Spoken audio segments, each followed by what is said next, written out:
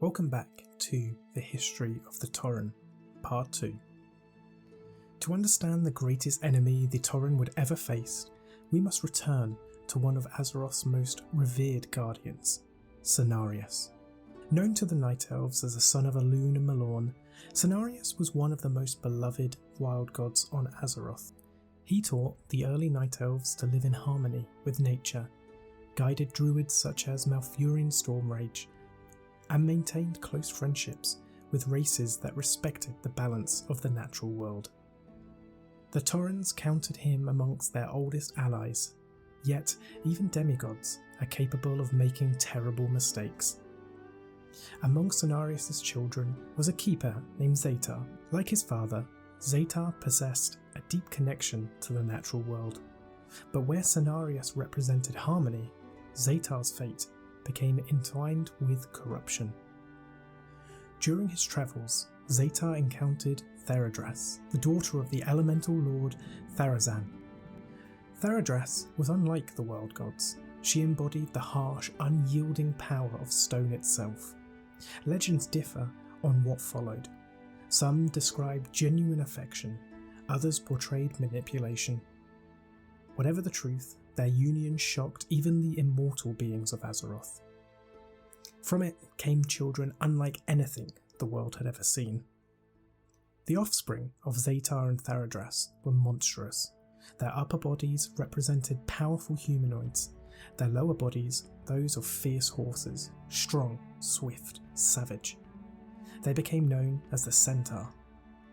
From the moment of their birth, something was deeply wrong. Rather than inheriting Cenarius' wisdom or their father's love of nature, the centaur inherited boundless aggression. Violence came naturally to them. They respected only strength. Cooperation held little value. Even their relationship with their own parents ended in bloodshed. According to Warcraft's established history, the centaur murdered Zeta himself, their own father. There was no grand betrayal, no elaborate conspiracy, simply the instinctive brutality that would come to define their race. The death of Zeta marked the beginning of one of Kalimdor's darkest ages. His children scattered across the central plains, and wherever they went, death followed. The Tauren had fought dangerous creatures before. They had hunted enormous beasts, driven away predators, survived the Sundering itself. But the centaur was something entirely different. They did not hunt for food, they hunted for domination. Entire tribes attacked without warning. Villages burned, sacred sites were desecrated. Children were taken captive. The centaur cared for nothing of balance or honour. To them, the plains existed for one purpose: conquest. Even worse, they reproduced quickly. Within only a few generations, numerous centaur clans spread across central Kalimdor. Each was fiercely independent. Each competed against the others. Yet all shared the same hatred for the Tauren. The very race that had lived peacefully upon the plains for millennia suddenly found itself surrounded by enemies that never tired and never negotiated. At first, the Tauren believed they could drive the invaders away. Individual tribes gathered their greatest hunters. Chieftains formed temporary alliances. Warriors armed themselves with spears, bows, and massive totems. Battle after battle followed. Sometimes the Tauren won. Often, they did not. The problem was not courage. The Tauren possessed courage in abundance. The problem was numbers. For every centaur warband defeated, another seemed to appear from beyond the horizon.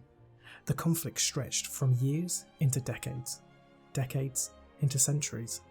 Eventually, the Tauren stopped thinking of it as a war. It became simply life. Later generations would remember this terrible era as the Long Hunt. The Long Hunt transformed every aspect of Tauren society. For thousands of years, the Tauren had wandered because they chose to follow the herds. Now, they wandered because standing still meant death. Permanent camps had become impossible. Families rarely remained in one place for long. Scouts constantly watched distant ridges for signs of centaur riders. Every child learnt to recognise the sound of approaching hooves. Every hunter became a warrior. The great migration routes had sustained the tribes since the ancient times, but these were gradually abandoned. One by one, ancestral hunting grounds disappeared. The centaur claimed watering holes, river crossings, sacred valleys. Places where generations of Tauren had gathered to celebrate births, honour ancestors, and perform ceremonies, vanished into enemy territory.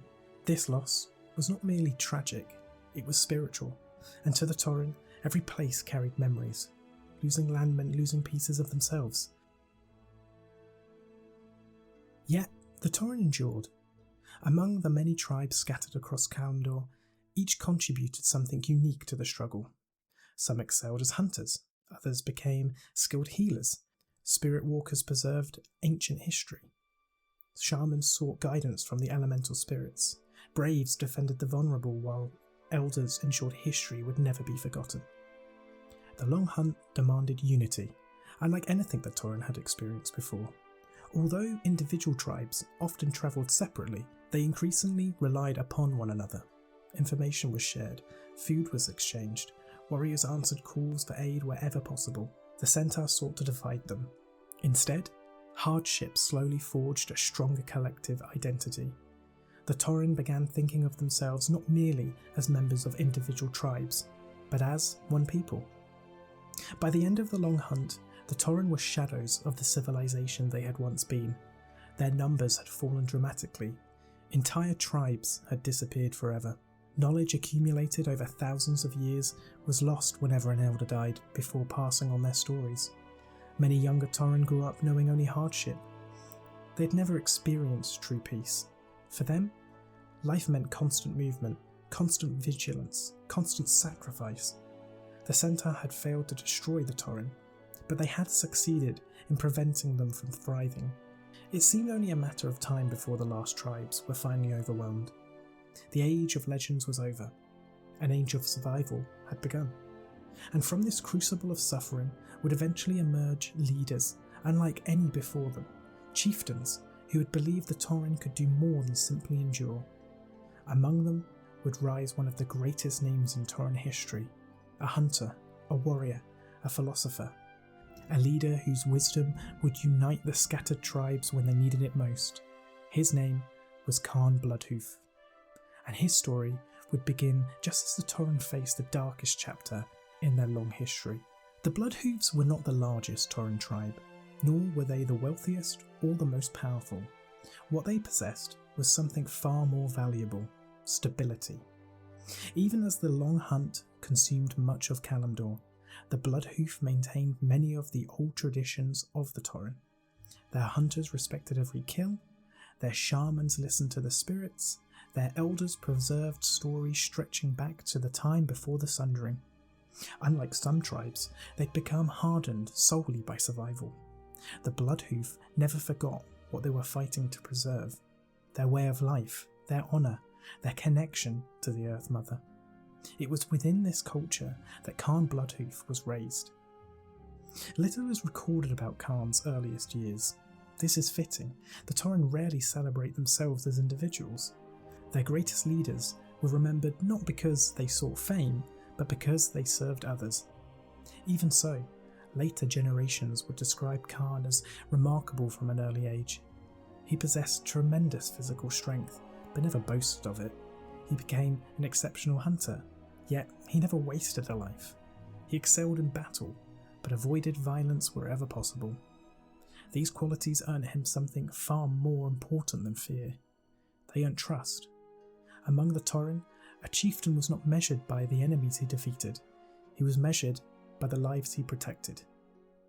As Cairne matured, the Tauren faced increasingly desperate circumstances. The centaur grew bolder every year. Many younger warriors believed the answer was simple: fight harder, strike first, take revenge. Cairne understood that rage alone would destroy the Tauren as surely as the centaur. He preached patience, discipline, unity. To outsiders, these qualities might have seemed passive, but they were anything but. Holding together a people pushed to the edge of extinction required extraordinary resolve. Every tribe had suffered, every family carried grief, yet Cairne refused to allow despair to define his people.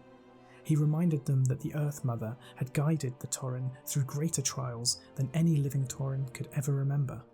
They had survived the Sundering, they'd endured the birth of the centaur, and you know what? They would endure this as well. The Bloodhoof were not alone in their struggle. Across central Kalimdor, dozens of tribes continued fighting for survival. The Runetoten were renowned for their spiritual insight. The Sky Chaser watched the heavens with unmatched skill. The Wildmane excelled as hunters, and the Stonehoof embodied resilience. Each tribe possessed unique customs, but all faced the same relentless enemy. Occasionally, great gatherings brought multiple tribes together. These meetings were opportunities to exchange knowledge, arrange marriages, settle disputes, and strengthen alliances. More often than not, they also served as grim reminders of how many familiar faces were missing. Each gathering grew smaller. Each generation mourned more than the last. While the Tauren struggled merely to survive, the rest of Azeroth continued changing. Across the sea, the human kingdoms rose and fell. The dwarves explored ancient Titan cities. The High Elves established Quel'Thalas. Wars were fought, empires expanded, great heroes became legends. Far knew that, on a distant Kalimdor, one of the oldest mortal races on Azeroth stood on the brink of extinction.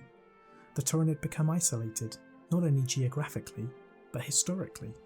Their struggle went unnoticed by nearly every other civilization. No allies came, no armies arrived. The Tauren believed that they were alone.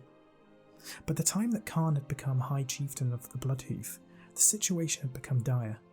The centaur attacked more frequently, and food grew scarce. Safe migration routes disappeared. Some tribes had reduced to only a handful of families. Even the strongest warriors recognised a painful truth. They could no longer win through strength alone.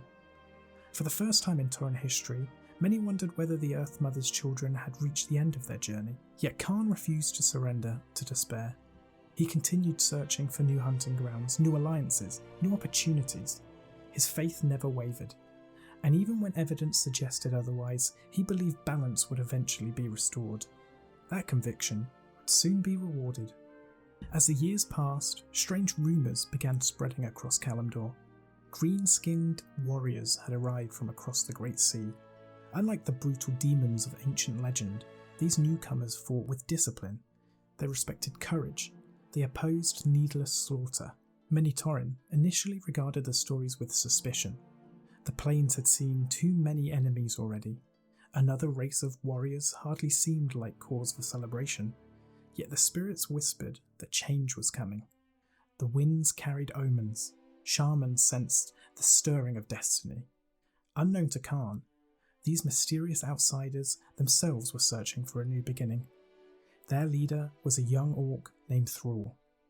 He had recently escaped human captivity, united the scattered orcish clans, and sought a homeland where his people could escape from the corruption of their past.